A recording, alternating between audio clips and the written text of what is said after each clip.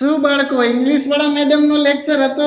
ગરમી બહુ છે નહીં બાળકો? શિવમ ને ખબર છે આપણા ટ્યુશન માં એસી છે હે શિવમ? ત્યાં બિલકુલ ગરમી ન થાય. બોલ જય શિવમ, 5 ને 5 કેટલા થાય? 11.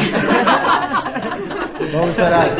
શિવમ ને ખબર છે કે 10 પછી 11 આવે. શિવમ ભવિષ્યનો વિચારે છે. શિવમ મારે ત્યાં ટ્યુશનમાં આવે છે એટલે ભવિષ્યનું વિચારી શકે. તો ચલો બાળકો, આજે બધા વિદ્યાર્થીઓના ઇન્ટરનલ માર્ક્સ આવી ગયા છે. હું બોલું છું, શાંતિથી સાંભળજો. મોહિત 30 માંથી 15, સિદ્ધાર્થ 30 માંથી 21, શિવમ 30 માંથી 30. વાહ, બધા વિદ્યાર્થીઓ શિવમ માટે તાળીઓ પાડો.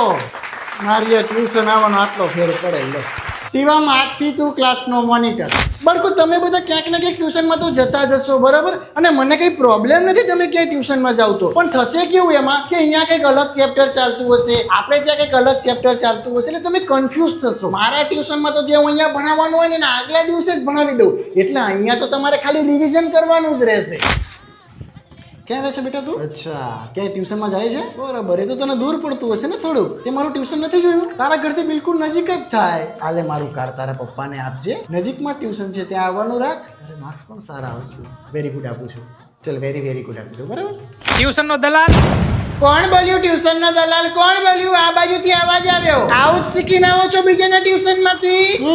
આવું જ શીખવાડે છે તમારા ટ્યુશનમાં? પૂછો શિવમ ને, અમારા ટ્યુશનમાં આવું કોઈ ન બોલે.